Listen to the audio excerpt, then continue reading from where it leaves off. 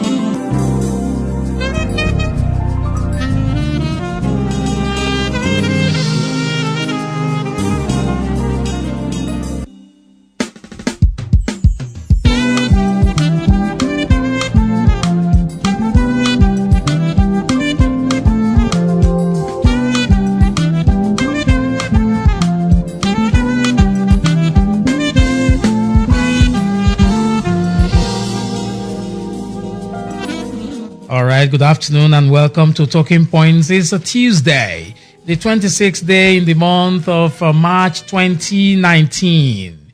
I am Michael Olatunbosun and the program is Talking Points. You know how we do it? It is to set agenda, look around us and have a feel of what's going on around us and say if there's something or two that we can add to what we have on ground to make the nation better.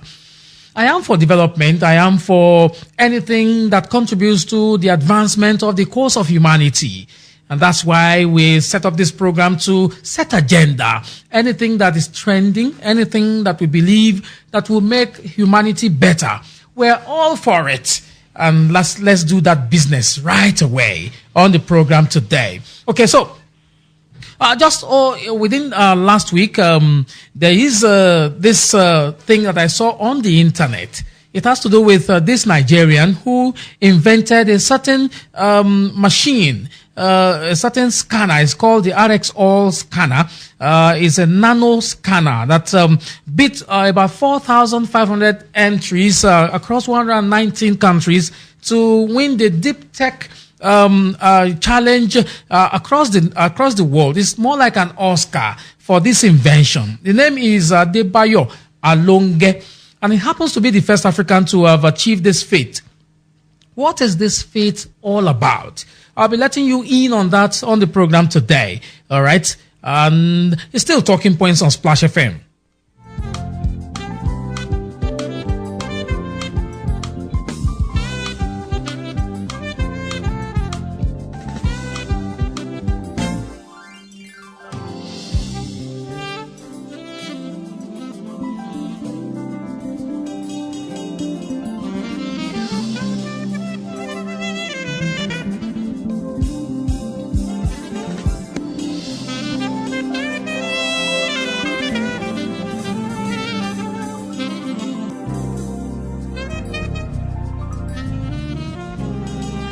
All right, it's still Talking Points on Splash FM in the city of Ibadan. So I was talking about this. Is Hello Tomorrow is the world's best deep tech conference for scientists, technologists, and their enablers.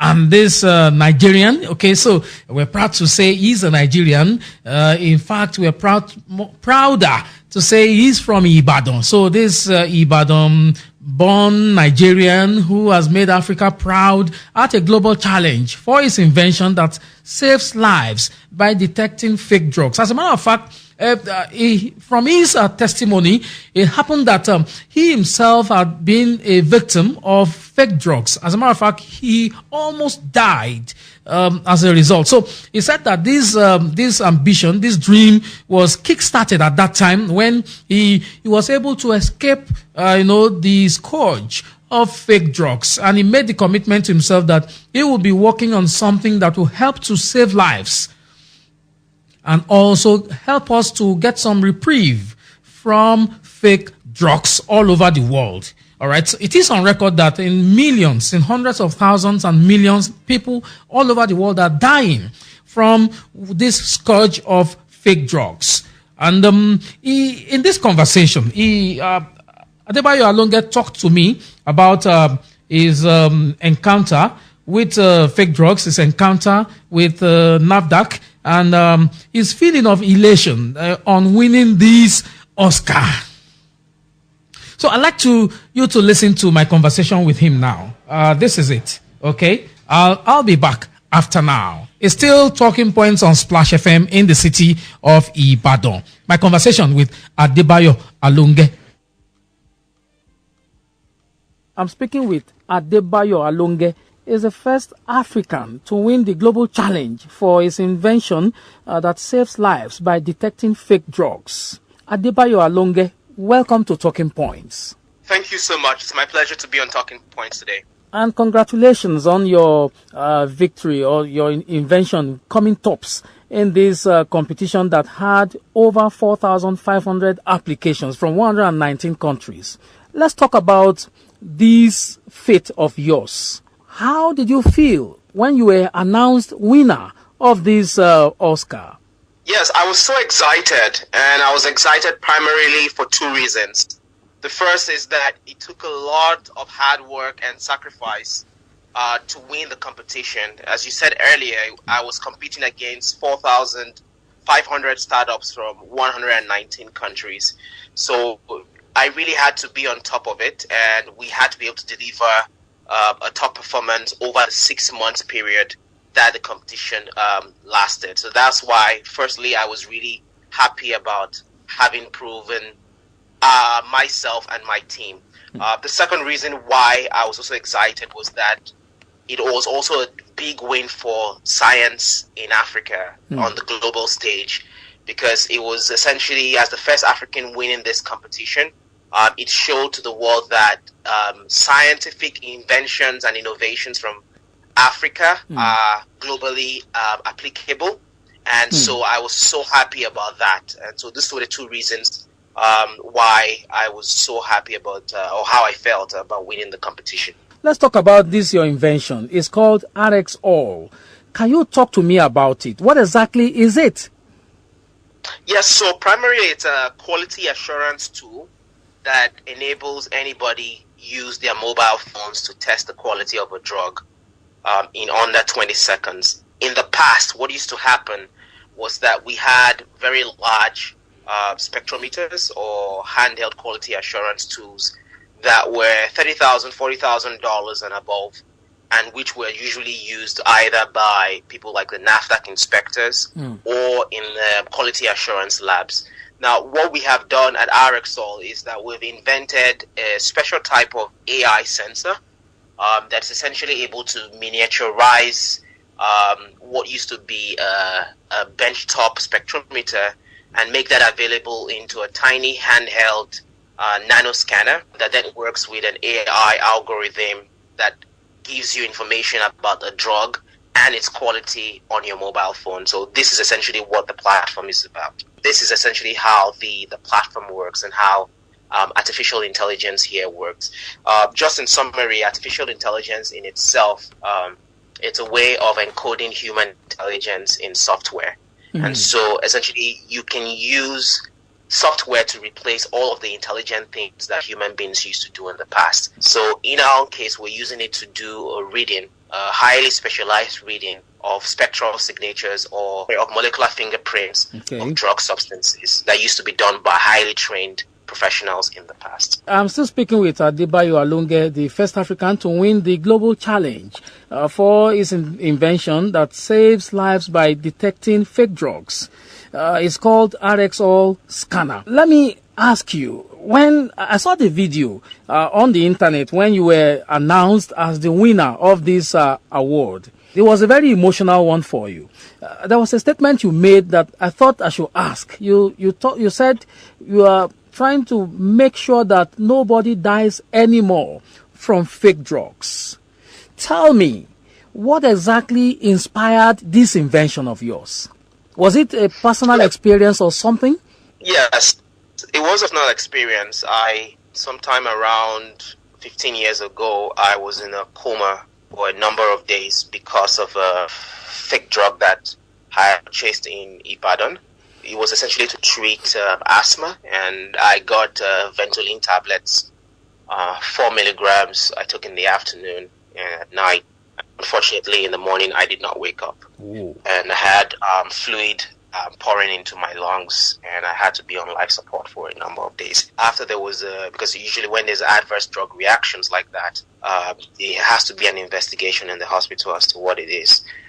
The drug was assessed. It did not contain any of the active that it was supposed to have. Instead, it had a different type of pill that had actually put me to a very long sleep. Whoa. And so that personal experience, and then just sort of after surviving that, having a number of discussions with people in and around me of the high number of deaths that people were dying from as a result of these fake drugs, I decided that this was something I wanted to dedicate my life to solve. Unfortunately, 15 years after, we still have, the numbers are increasing. There's over 1 million people now across the world that die because of fake drugs. And it's not just a big issue alone for Africa. The issue has expanded into Southeast Asia. It's expanded into South America. Also is now becoming a big issue in the US with contaminated opioids. So it's become a global scourge that initially was targeting Africans, but now has begun to target the rest of the world as well. And so what I was saying in that speech is that I believe that through our platform at RxAll and through collaborations and partnerships, because we're looking for partners across the world that will be able to roll out the solution so that every single household in the world has our device, so that people can actually do their own quality assurance before they use any medication. So this is my dream. I was going to talk about domesticating this invention of yours. We actually at the commercial stage, we sold over 1,000 units. Wow. Across the world, yes. In Nigeria, in particular, it's been a bit slower in Nigeria, although we now have a few teaching hospitals in Nigeria now that have ordered for the product.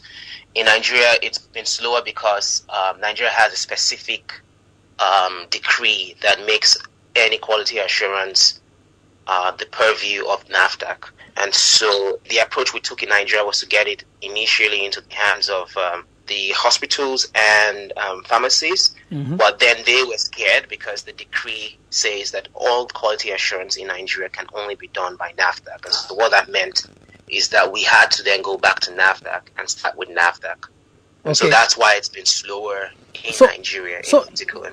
Tell me about your experience with NAFDAC. NAFDAC is basically the agency given the responsibility of making sure that all the drugs and consumables in the country, pass through quality control and are good for Nigerians to consume.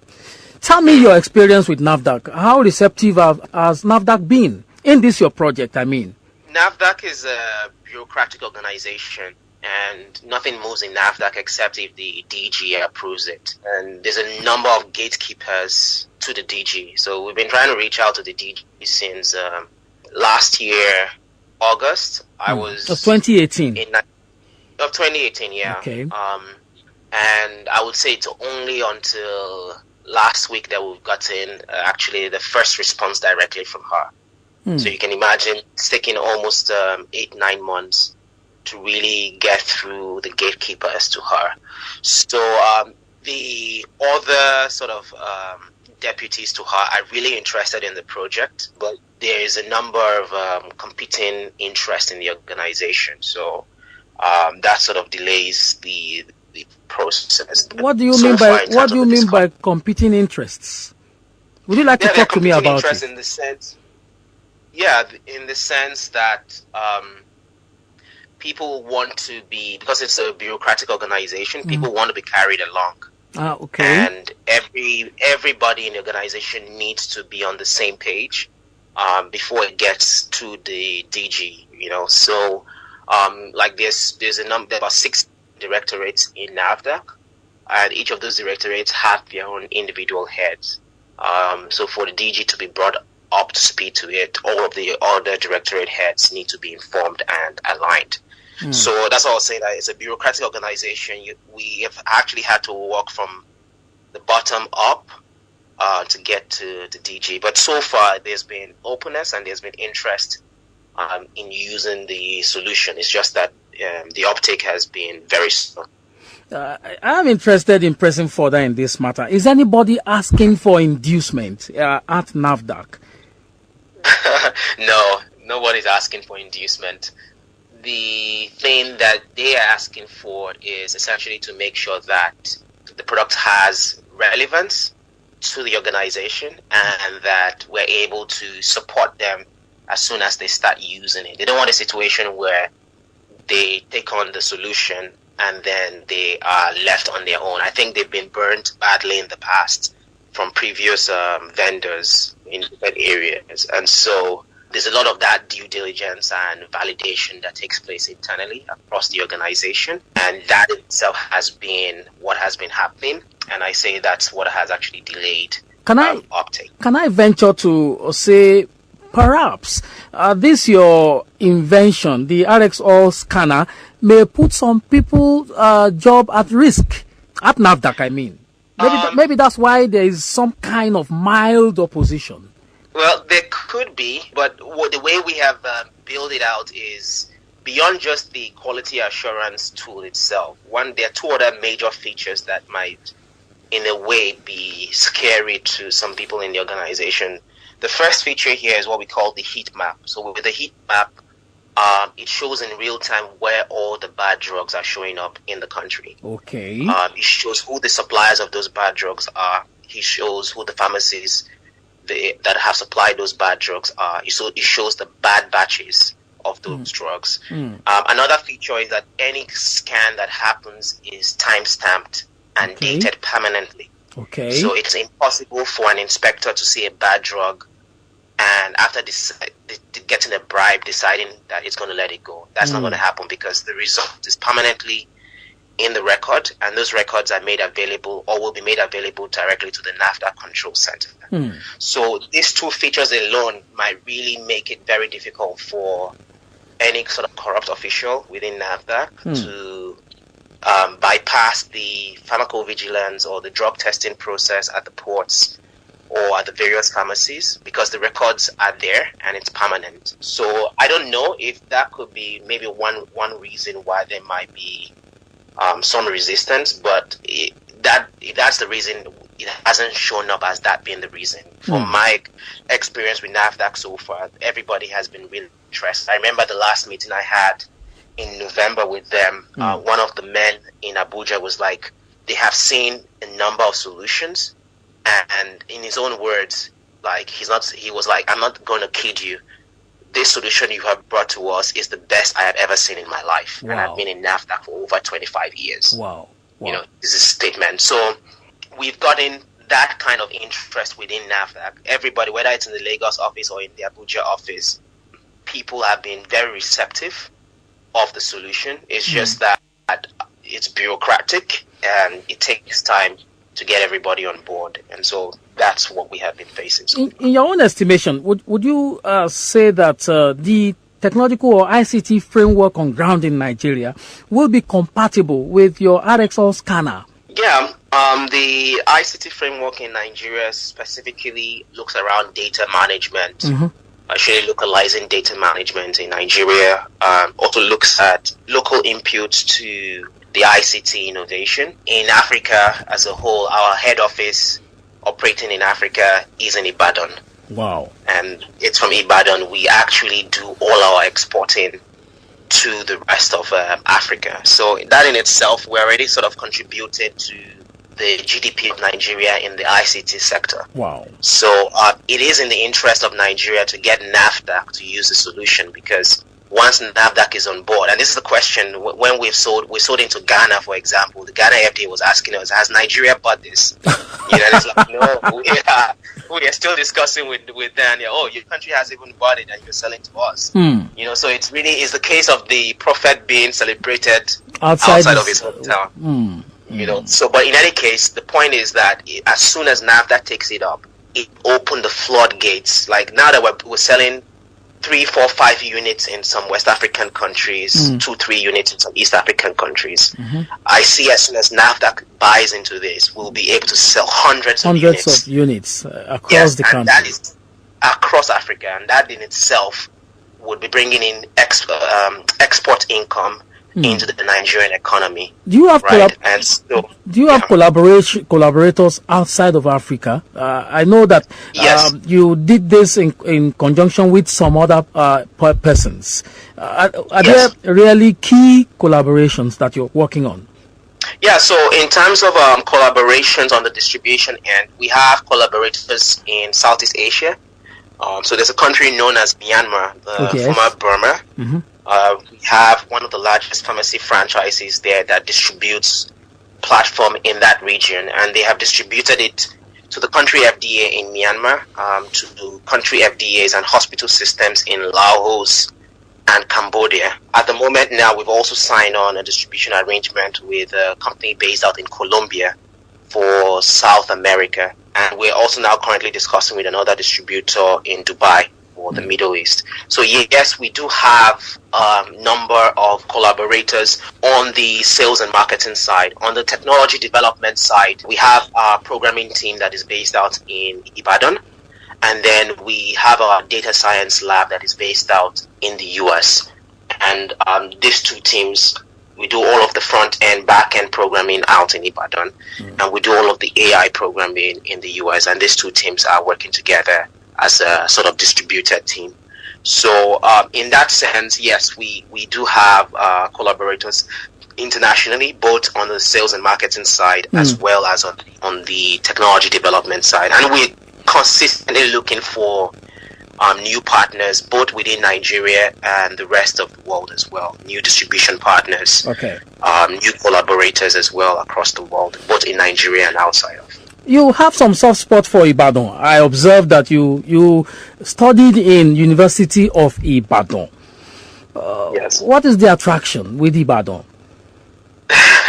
So there are two reasons. There's a personal reason, and there's a second reason that is visionary. Okay. The personal reason is that my family, one of the first founders of Ibadan town, one of the founding families in Ibadan, the Olayiwola family, is still based out in Egbeda, and we still have that's where the family homestead is still based out from. So also myself, I am from Ibadan.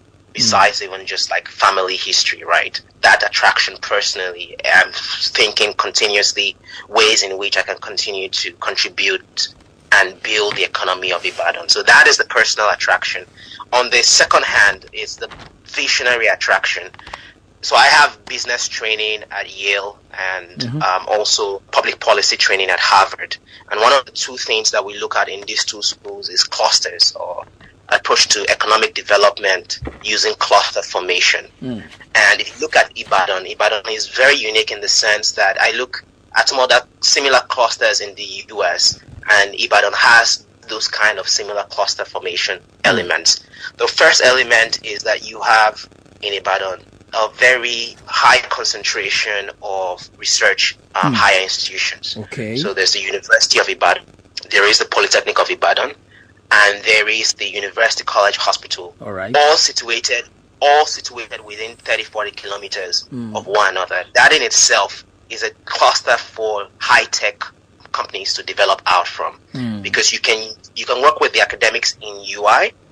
You can then work with the producers to produce what has bof researched in UI in the Polytechnic of Ibadan, and you can deploy that solution for UCH, for example, or you can deploy that solution for all of the industries that are operating around the Ole axis, or even for the government in Agodi, right? So that element is there on the first hand. The second component there is also that we have a highly educated workforce. So that in itself gives us the opportunity to bring in labor, do a lot of high-tech companies. Because if you look at where the world is going to, it's not really focused on production anymore. It's more focused on IP, intellectual property companies. And this involves or requires highly educated people that Ibadan has. And then lastly, if you compare just with the rest of Nigeria. You have all of these factors within an environment where the cost of living, the cost of production is one of the lowest in Nigeria. I get that you have everything planned out already. Okay, so I wish that you succeed in this endeavor, really. Before I go, on a very lighter note, you must have made a lot of money winning all these awards. I understand that you won the African regional finals in November of 2018. It was $5,000. And then the one that you won last week, I think it's £100,000, right? Yeah, 100,000 euros. 100,000 euros. That's some money, really. It is. All right. It is. The money is going into investments to hire people. A lot of the hiring is taking place in Ibadan. Wow. And we're doing that, using some of that money as well to do production and exports. So all of those wins are coming back into the Nigerian and in particular the Ibadan economy, and that in itself is going out as export income and wages. All right. And so it's a win for all of us from Oyo State. Okay, win all the way. Yes. Thank you very much for speaking with Splash FM. It's a pleasure. I've been speaking with Adebayo Alonge. He's the first African to win the global challenge for his invention that saves lives by detecting fake drugs. It's called RxScanner. Thank you very much and congratulations once again. Thank you so much. Splash FM 105.5.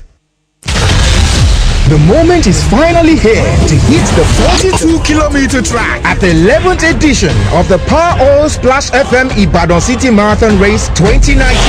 Coming up on the 14th of April 2019 with a whopping 3 million naira cash prize to be won. Other races include short race, artisans race, run for a course, and more.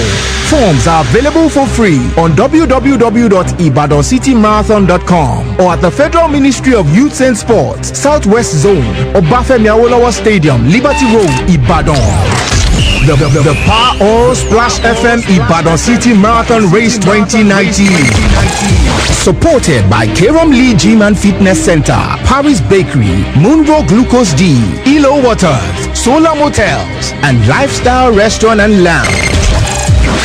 It's time to make your own count. Splash FM 105.5.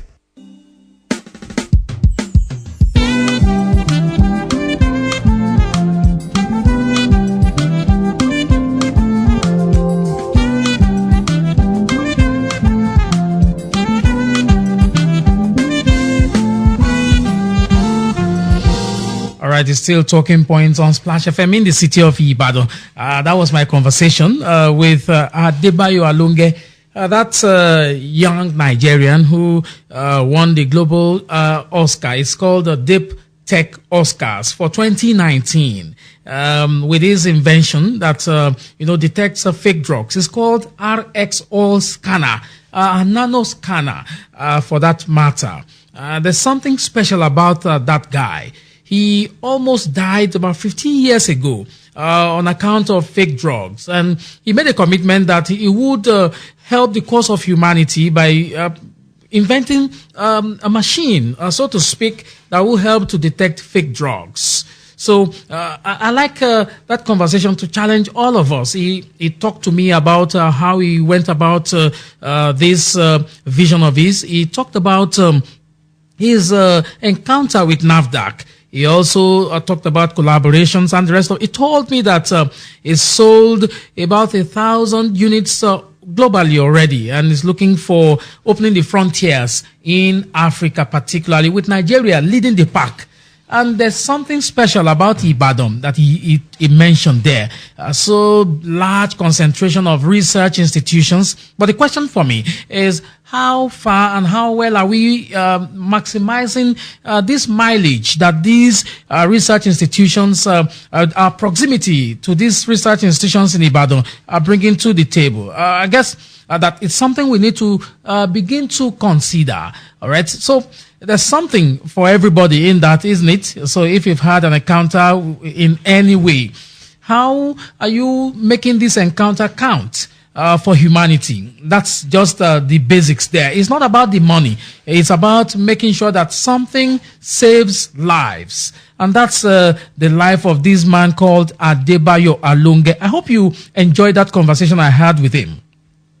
So in a moment, I'll be checking out of the studio Bangkokbi. Next, don't forget Bangkokbi is serving up top stories from the human angle. And done in Yoruba. The crew already in the studio. I will be back at 3 o'clock. That's after Bangkokbi. I'll be back at 3 o'clock to continue the conversation. So if you'd like to join this program, you can tweet at Splash FM 1055. Hashtag Talking Points. You can also tweet at me directly at Mike Olatunbosun. Don't forget, it's still Splash FM 105.5 in the city of Ibadan. We are the big deal radio station southwest of Nigeria. I said this, if you are in doubt, you can ask around. Okay, I'll be back in a moment.